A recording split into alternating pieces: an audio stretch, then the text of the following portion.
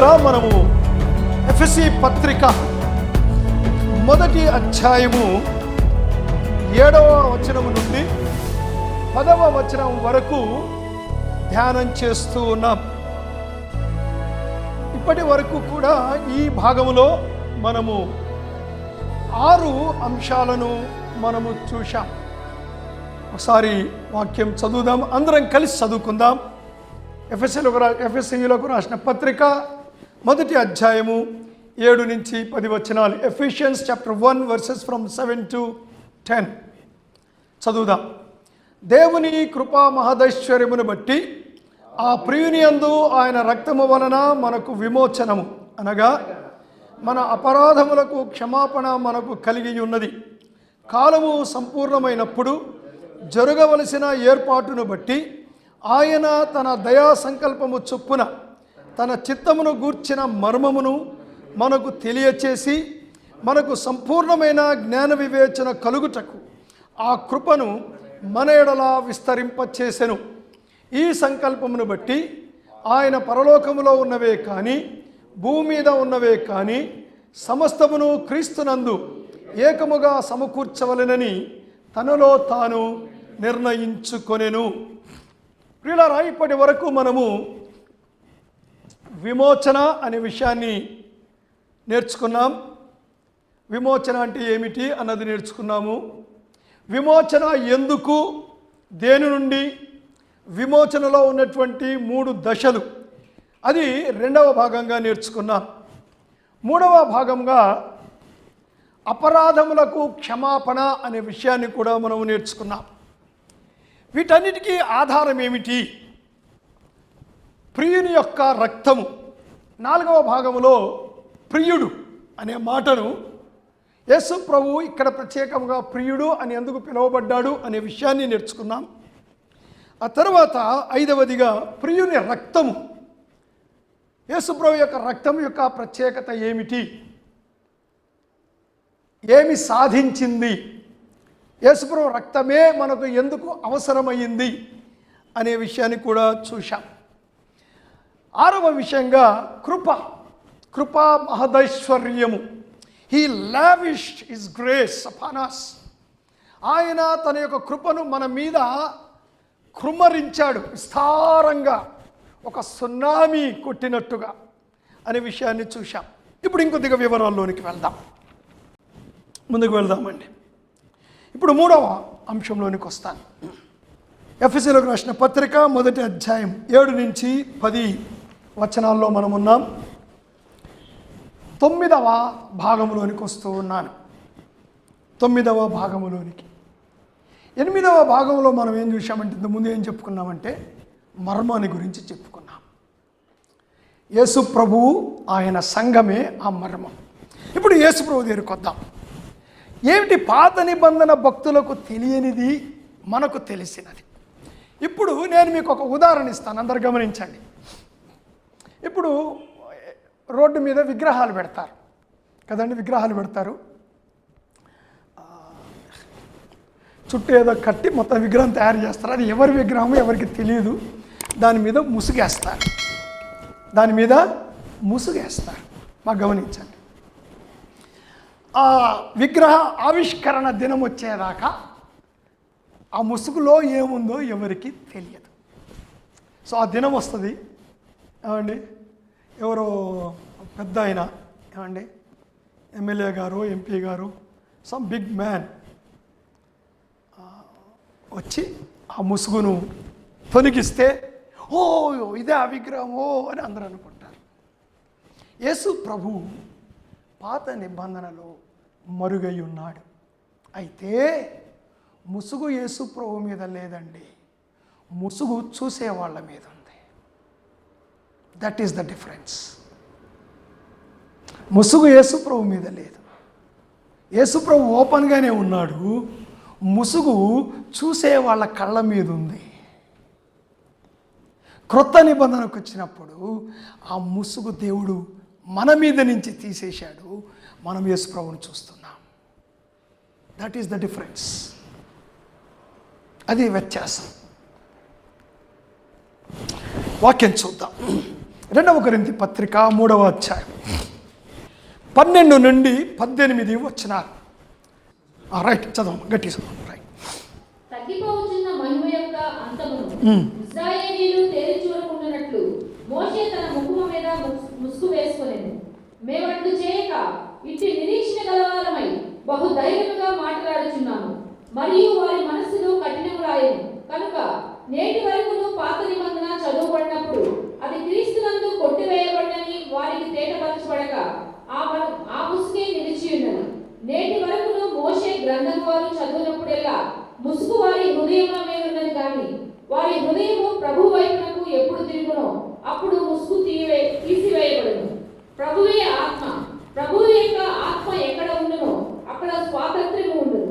మనమందరము ముసుగు లేని ముఖముతో ప్రభువు యొక్క మహిమను అద్దము వలె ప్రతిఫలింపచేయచ్చు మహిమ నుండి అధిక మహిమను పొందుచు ప్రభువు ఆత్మ చేత ఆ పోలికగానే మార్చబడుచున్నాము. సో ఇక్కడ ఏం చెప్తున్నాడండి? వాళ్ళ మనోనేత్రాల మీద ముసుగుంది, వాళ్ళ హృదయాల మీద ముసుగుంది. ధర్మశాస్త్రము చదివినప్పుడంతా ముసుగుంది. ఎప్పుడైతే వాళ్ళు యేసుప్రభుని నమ్మారో, ఎప్పుడైతే యేసుప్రభుని విశ్వసించారో, వాళ్ళ కళ్ళను వాళ్ళ హృదయాన్ని కప్పేసిన ముసుగు పోయింది. ఇప్పుడు యేసుప్రభుని వాళ్ళు చూడడము ప్రారంభించారు. సో ఇక్కడ మోషే ముఖం మీద ముసుగు, it is a symbolic act. It was a symbolic act. So అదొక గుర్తుగా ఉన్నది. సో ముసుగులో యేసుప్రభు లేడండి, ముసుగులో పాత నిబంధన భక్తులు ఉన్నారు. అయితే ఆ ముసుగు తీసేసిన భక్తులు కూడా ఉన్నారు పాత నిబంధనలో. హానోకు, నోవా, అబ్రహాము, ఇస్సాకు, యాకోబు, మోషే, వీరందరూ కూడా దూరంగా చూచారు, యేసుప్రభును చూచారు. వాళ్ళందరూ కూడా మిగిలిన వాళ్ళు ఏం చూశారు? ఆ బలులనే చూస్తూ వచ్చారు, ఆ మందసాన్నే చూస్తూ వచ్చారు, ఆ యెరూషలేం పట్టణాన్నే చూసుకుంటున్నారు, ఆ సీనాయి పర్వతాన్నే చూసుకుంటున్నారు, యెరూషలేంలో ఉన్న మందిరాన్నే చూస్తున్నారు. కానీ వీళ్ళు ఏం చూశారంటే దూరంగా ఉన్న దాన్ని చూచారు. అది హెబ్రీ పత్రిక 11వ అధ్యాయం చదివితే మనకు అర్థమవుతుంది. Not all but very few could see Christ. దావీదు చూచాడు యేసు ప్రభువును, దావీదు చూశాడు, యెషయా చూశాడు. కానీ మెజారిటీ పాత నిబంధన భక్తులకు, విశ్వాసులు అనబడిన వారికి పాత నిబంధనలో ఆ ముసుగు నిలిచే ఉన్నది. ఇప్పుడు యేసుప్రభు వారు బయలుపరచబడ్డాడు. సో నేను ఇప్పుడు కొన్ని విషయాలు నేను మీకు జ్ఞాపకం చేయాలనుకుంటున్నాను. ఎలాగా యేసుప్రభు దాచిపెట్టబడి ఉన్నాడు. మార్నింగ్ లేచి నేను ఇది రాసుకుంటున్నాను. అంటే జనరల్గా మధ్యరాత్రి ఎప్పుడో మెలకు వస్తుంది, ఉదయం లేచి ఏం రాయాలో అది మొత్తం రికార్డ్ చేస్తూ ఉంటాను మనసులో. నేను దగ్గర 3 గంటల నుంచి పొద్దున 6 దాకా I will be recording in my mind. ఉదయం లేచి ఇక రికార్డింగ్ అంతా జ్ఞాపకం పెట్టుకొని వచనాలు ఎత్తుక్కుంటాను, ఏది ఎక్కడ ఉంది ఏది ఎక్కడ ఉందని. So I was recording these things in the morning. ఖచ్చితంగా నేను ఒక పని చేయాలేమో అని అనిపించింది. అదేమిటంటే పాత నిబంధనలో దాచబడిన క్రీస్తు అని కొన్ని సిరీస్ చేయాలి. ఇప్పుడు ఇక్కడ వీలవదండి, మనకి ఎఫ్సి పత్రిక అయ్యేసరికి 1 year ఖచ్చితంగా అయిపోద్ది, 1 year తప్పకుండా అయిపోతుంది. కానీ యూట్యూబ్లో చేస్తాను. Let us not waste the time. మీరు నేర్చుకోవచ్చు. కానీ కొన్ని విషయాలు అందరికీ బాగా తెలిసిన విషయాలు నేను చెప్పాలని అనుకోవటం లేదు. మొదటిగా దేవుడు ఇక్కడ మనం చూశారండి, ఆయన ఏర్పాటు చొప్పున అడ్మినిస్ట్రేషన్ ఇన్ డిఫరెంట్ ఏజెస్ అని ఇంతకుముందు చెప్పుకున్నాం. మనం ఇంతకుముందు భాగాల్లో చెప్పాను. అంటే ఆయా యుగాలలో దేవుడు తనను తాను ఎలా బయలుపరుచుకున్నాడు, తనను తాను దేవుడు ఎలా బయలుపరుచుకున్నాడు యేసు ప్రభు. నేను ముందుగా సృష్టి దగ్గరికి వస్తాను. దేవుడు మొట్టమొదటి రోజున చేసింది ఏమిటి అంటే వెలుగును చేశాడు. మొట్టమొదటిగా దేవుడు ఒక వెలుగు కావాలి ఈ లోకానికి. ఆ వెలుగు యేసు ప్రభు. అందుకే యోహాను భక్తుడు రాస్తాడు, ఆ వెలుగు ఈ లోకములోనికి వచ్చి చీకటిలో ప్రకాశించుచున్నది కానీ చీకటి దానిని గ్రహించలేకపోయాను.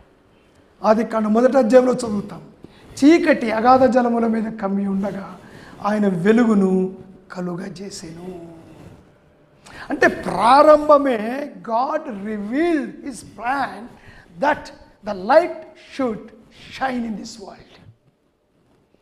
ప్రారంభములోనే, సృష్టి ప్రారంభములోనే దేవుడు తన సంకల్పాన్ని బయట పెట్టాడు. ఏమిటంటే చీకటితో, అంధకారముతో, ఆత్మ సంబంధమైన అంధకారముతో, పాపంతో కూడిన అంధకారముతో, స్వనీతితో కూడినటువంటి అంధకారముతో ఉన్న ఈ లోకములో నిజమైన వెలుగు ప్రకాశించాలి. ఆ వెలుగు యేసు ప్రభువు. యేసు ప్రభు వారు కూడా అదే మాట చెప్తాడండి. ఇశ్రాయేలు ప్రజలు దీపాల పండగ అని ఒక పండగ చేసుకుంటారు. ధర్మశాస్త్రంలో లేదా పండగ. మక్కాబీయుల కాలములో ఈ పండగ సృష్టించబడింది. అయితే యేసు ప్రభు అందరూ కూడా ఈ పండగను ఆచరించారండి. అలాగే పూరీము పండగ ఎస్తేరు కాలంలో సృష్టించబడింది. అలాగా ముఖ్యంగా రెండు పండగలు, కొన్ని ఆచారాలు వచ్చి చేరాయి ధర్మశాస్త్రంలో లేనివి. But people followed them.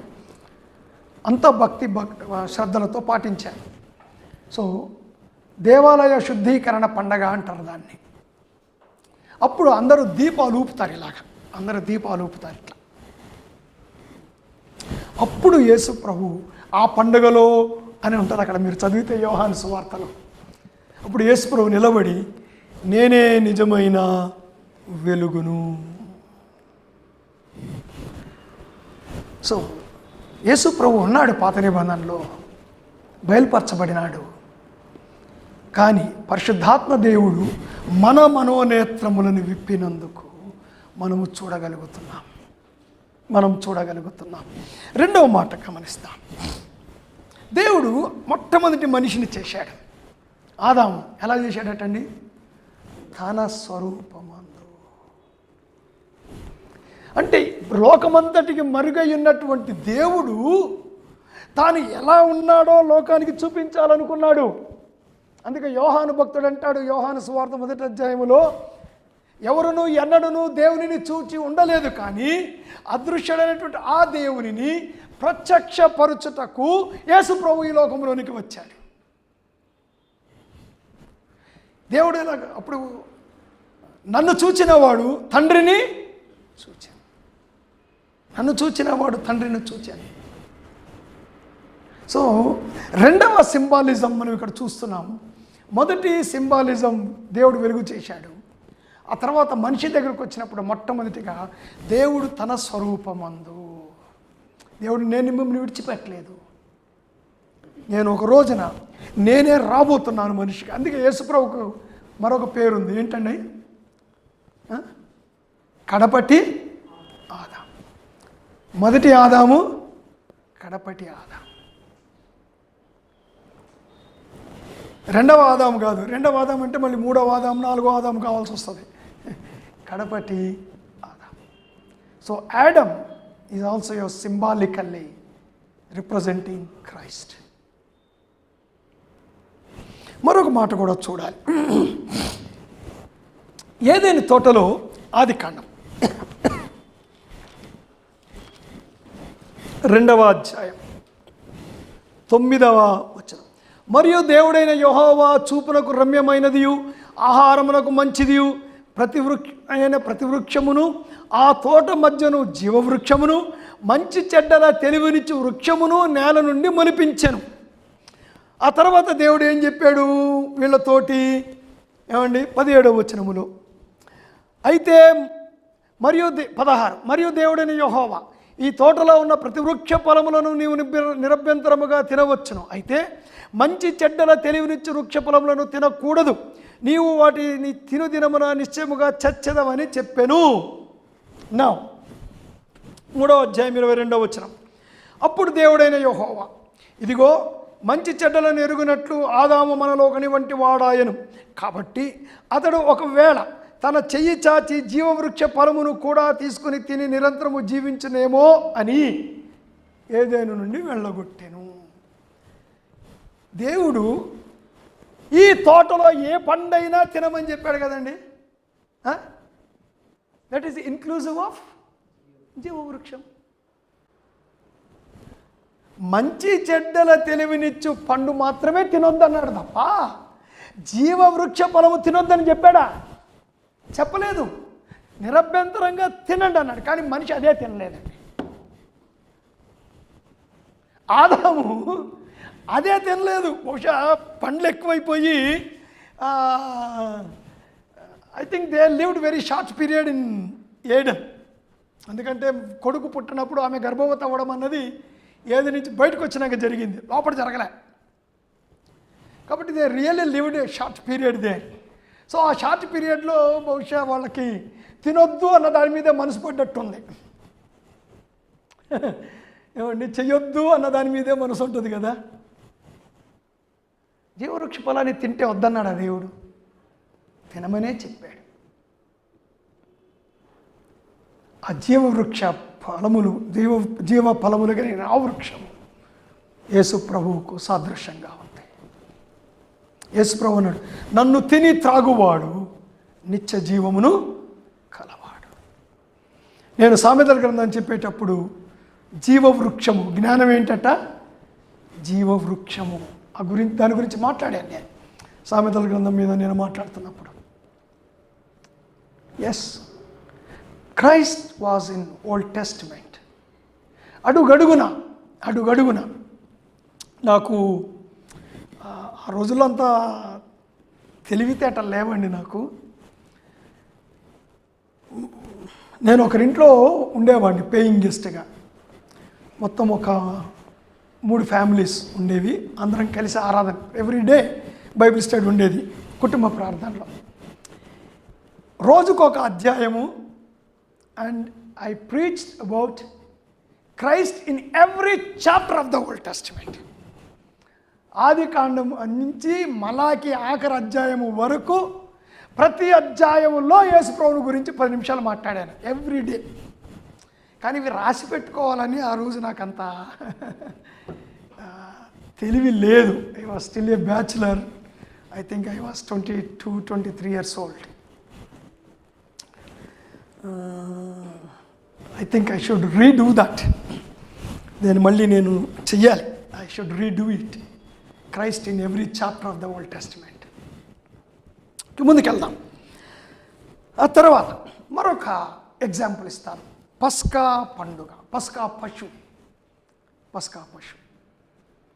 యేసు ప్రభువుకు సాదృశ్యం అని అందరికీ తెలుసు. అయితే ఇక్కడ ఒక విషయాన్ని గమనించాలి.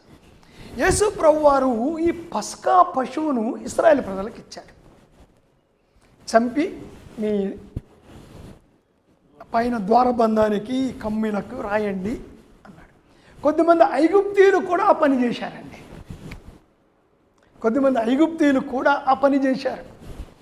అందుకే వాళ్ళు ఐగుప్తు నుంచి వచ్చినప్పుడు వీళ్ళంబడి కొద్దిమంది అన్యులు కూడా వచ్చారు. ఐగుప్తీయులు వచ్చారు. ఎక్కడి నుంచి వచ్చారు వాళ్ళు? వాళ్ళ ఇంటి ఎందుకు సమర్థత రాలేదు? వాళ్ళు కూడా అంటే God he's already revealed his will. This Passover lamb is not only for Jews but also for Gentiles. ఈ యొక్క పస్కా పశువు అనగా భవిష్యత్తులో రాబోయే పస్కా పశువు యేసు ప్రభు యూదుల కొరకే వచ్చాడు. అందుకే గాబ్రియల్ వచ్చినప్పుడు ఇదిగో ఆయన తన ప్రజలను, ఇశ్రాయేలు ప్రజలను పాపముల నుండి రక్షించుటకు వచ్చాను. దావీదు పట్టణమందు మీ కొరకు రక్షకుడు పుట్టి ఉన్నాడు. మీ కొరకు అంటే గొల్లలు, యూదులు, మీ కొరకు. కానీ వాళ్ళు తిరస్కరించారు. అన్యులకు రక్షణ వచ్చింది. అయితే పస్కా పశువు వధించినప్పుడే God revealed his will. I have place for Gentiles. నా ప్రణాళికలో అన్యులు కూడా ఉన్నారు. పాత నిబంధనలో వాజ్ రివీల్డ్. కానీ ముసుగు వాళ్ళ మీద ఉన్నందుకు వాళ్ళు చూడలేదు. యేసు ప్రభు మీద ఏ ముసుగు లేదండి. ఇంకొక ఎగ్జాంపుల్ ఇస్తాను. ఎర్ర సముద్రము పాయలవ్వడం. ఎర్ర సముద్రము ఇక్కడ ఎర్ర సముద్రం పర్టికులర్గా గమనించాలండి. Red Sea, red colour is the symbol of blood. ఎర్ర సముద్రము చీలకపోతే, ఎర్ర సముద్రము చీల్చబడకపోతే ఇశ్రాయేలు ప్రజలకు రక్షణ లేదు. యేసు ప్రభు శరీరము చీల్చబడకపోతే, ఆ తెర చిరిగి 2 ముక్కలు అవ్వకపోతే మనకెవరికి రక్షణ లేదు. సో చీల్చబడిన ఎర్ర సముద్రం, నేను ఇక్కడ ఎర్ర సముద్రం గురించి మాట్లాడడం లేదండి, చీల్చబడిన ఎర్ర సముద్రం, భవిష్యత్తులో చీల్చబడిన ఉన్నటువంటి యేసు ప్రభు నాకు సాదృశ్యంగా కనపడుతూ ఉంది. Christ was there. యేసు ప్రభు ఉన్నాడు. మరొక మాట, మారా నీరు. ఏమంటే అక్కడ అరణ్యంలోకి వచ్చారు, నీళ్లు చేదుగా ఉన్నాయి. అప్పుడు మోషే ప్రార్థిస్తే దేవుడు ఏం చెప్పాడు, అక్కడ ఒక చెట్టు ఉంది, దెర్ వాజ్ ఎ ట్రీ అంటాడు. అంత పెద్ద చెట్ట, చిన్న మొక్కనే కానీ అక్కడ ట్రీ అని రాయబడిందండి. Bring the tree and put it in that water, bitter water, that will become sweet. ఆ చేదైన నీళ్ళల్లో ఆ చెట్టును వెయ్యి. యేసు ప్రభు ఏమండి సిలువ వేయబడి తిరిగి లేవక ముందు he was a bitter water to all the Jews. When he died and rose again, he became sweet. యేసు ప్రభు యూదులకు ఆటంకపరచు బండగా, అభ్యంతరము కలిగించు బండగా ఉన్నాడు. చేదుగా ఉన్నాడు. వాళ్ళకి వద్దన్నారు, ఊసేశారు. నువ్వు మాకు వద్దని ఊసేశారు ఆ నీళ్ళని. ఎప్పుడైతే యేసు ప్రభు వారు చెట్టు మీద మరణించాడో, when he died on the cross, when he died on the tree, ఆ బిటర్నెస్ పోయిందండి. మొట్టమొదట రక్షించబడింది ఎవరండి? ఆ 120 మంది మేడగదిలో యూదులు. మొట్టమొదటి ప్రసంగం విని రక్షించబడింది ఎవరు? యూదులు. మొట్టమొదట సువార్తను తీసుకెళ్ళింది ఎవరు? యూదులు. వాక్యం రాసింది ఎవరు? మొట్టమొదటగా యూదులు. లూకా ఎవరు? వాజ్ ఎ ప్రొజలైట్, యూదా మతములోనికి కన్వర్ట్ అయిన అన్యుడు. ప్రియులారా, యేసు ప్రభు మనకు కనపడుతూ ఉన్నాడు. తరువాత యెహోషువ గ్రంథంలో చివరి ఎగ్జాంపుల్ ఇచ్చి ముగిస్తాను. యెహోషువ గ్రంథం 2వ అధ్యాయములో రాహాబు, ఆమె కిటికీకి ఏం కట్టిందటండి? ఎర్రని దారము అని 18వ వచనంలో ఉంటుంది. తొగరు దారము అని 21వ వచనంలో ఉంటుంది. ఇంగ్లీష్లో చాలా మంచి మాట ఉంది, స్కార్లెట్ కలర్. స్కార్లెట్ ఎక్కడి నుంచి వచ్చింది ఎరుపు రంగు? ఈరోజు అంటే కెమికల్స్ అండి. ఆ రోజుల్లో రంగులు ఎక్కడి నుంచి వచ్చాయి? న్యాచురల్ కదా, న్యాచురల్ కలర్స్ ప్రకృతిలో నుంచి తీశారు. అన్నిట్లో ఖరీదైన రంగు ఏంటంటే scarlet. Scarlet colour is very costly. ఎందుకంటే ఇది స్కార్లెట్ సిల్క్ వామ్ అంటారు. స్కార్లెట్ అంటే ఎర్రటి పట్టు పురుగు. ఇది ఒక పురుగు, ఇందులో నుంచి పట్టు వస్తుంది. ఈ పురుగు పిల్లల్ని పెట్టేటప్పుడు ఒక చెట్టు మీదకి ఎక్కి చెట్టును అతుక్కుంటుందట. నేను ఐ ఓపెన్ మై ఎన్సైక్లోపీడియా, అందులో వాల్యూమ్స్ ఉన్నాయి, 17 వాల్యూమ్స్ ఎన్సైక్లోపీడియా ఉంది, బిబ్లికల్ ఎన్సైక్లోపీడియా. అది నేను తీసేందులో అసలు ఏంటి వాట్ ఈస్ దిస్ స్కార్లెట్ అని నేను మార్నింగ్ సెర్చ్ చేసినప్పుడు నేను అక్కడ చదివింది ఏంటంటే, ఈ పురుగు ఆ చెట్టుకు అంటుకుంటుంది. ఇప్పుడు అది to give birth she will die. ఈ లోకంలో అన్ని జంతువులు బతికుండగానే పిల్లల్ని పెడతాయి, గుడ్డు పెడతాయి, పిల్లల్ని నింతాయి. ఇది ఒక్కటే చచ్చిపోతుంది పిల్లల్ని పెట్టేటప్పుడు. ఇది చచ్చిపోయాకనే పిల్లలు బయటకు వస్తాయి. ఇది చచ్చిపోయినప్పుడు ఎరుపు రంగు దాంట్లో నుంచి బయటకు వస్తుందండి. అప్పుడు ఈ పట్టు పురుగు ఈ రంగు ఆ చెట్టు కతుక్కొని ఉంటుంది. అప్పుడు వీళ్ళు ఏం చేస్తారంటే దాన్ని గీకి ఇలా స్క్రాచ్ చేసి ఆ రంగు తెచ్చి ఆ ఎర్రటి సిల్క్, రక్తముతో చేయబడిన సిల్క్, అది దానితో నేస్తారు ఈ దారం అనేది. దావీదు కీర్తన 22లో యేసుప్రభు అంటాడు, నేను పురుగును అంటాడు. యేసుప్రభు ఏమంటాడండి అక్కడ? నేను పురుగును అంటాడు. సో దిస్ స్కార్లెట్, ఆ దారము రాహాబును రక్షించింది. రక్షించడం ఏంటండి? యేసుప్రభు తల్లులలో ఒక తల్లిగా మార్చింది. ఈ తొగరు దారము యేసు ప్రభువుకు సాదృశ్యంగా ఉంది. We can go on and on and on. మలాకి వరకు నేను వెళ్ళగలనండి. కొన్ని చాలు. ఒక 2 వచనాలు చూసి ముగిద్దాం. యోహాను సువార్త 5వ అధ్యాయం. ఇక్కడ ప్రభు అక్కడున్న యూదులతో, ముఖ్యంగా శాస్త్రులు, పరిసయ్యులతో, బోధకులతో మాట్లాడుతూ ఉన్నాడు. 39వ వచనం చదువమ్మా. యోహాను 5:39. లేఖనములయందు మీకు నిత్య జీవము కలదని తలంచుచు వాటిని పరిశోధించుచున్నారు. అవే నన్ను గూర్చి సాక్ష్యమిస్తున్నాయి. లేఖనాలన్నీ నా గురించే మాట్లాడుతున్నాయండి. లూకా సువార్త 24వ అధ్యాయం 7వ వచనం.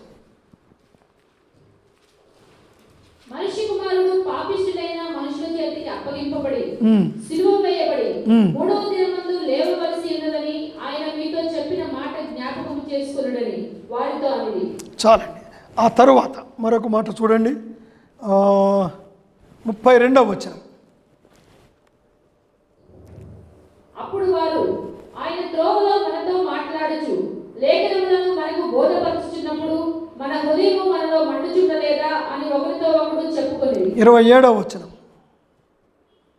మోషేయు సమస్త ప్రవక్తలను మొదలుకొని లేఖనములన్నిటిలో తనను గూర్చిన వచనముల భావము వారికి తెలిపెను. యేసుప్రభువు వారు తిరిగి లేచిన తర్వాత ఎమ్మాయి గ్రామానికి వెళుతూ 2 శిష్యులకు ఏం చెప్పాడటండి? తాను లేఖనాలలో ఎక్కడెక్కడ ఎలా కనిపిస్తూ ఉన్నాడు వివరించినప్పుడు వారి హృదయం మండిందంటండి. అండి, యేసు ప్రభు మర్మముగా ఉన్నాడు వారికి, పాత నిబంధన భక్తులకి, మనకు కాదు. ఎంత కృప మన పట్ల దేవుడు చూపించాడండి. అందుకే అంటాడు, ఈస్ లావిష్డ్ ఇస్ గ్రేస్ అంటాడు ఇంగ్లీష్ బైబిల్లో. చక్కటి మాట. ఈ లావిష్డ్ ఇస్ గ్రేస్. ఆయన తన కృపను సునామీలాగా మన మీద కుమ్మరించేశాడండి. So that we can see Christ. Yesu ప్రభువును చూడగలుగుట, యేసు ప్రభువును చూడగలుగుట. ప్రియులారా, ఇక్కడికి ఆపుతున్నాను. వచ్చే వారము విల్ గో టు వర్స్ 10. 7 నుంచి 10 వచనాలు అనుకున్నాం. 10వ వచనానికి వచ్చే వారం వెళ్దాం. ప్రార్థన చేసుకుందాం.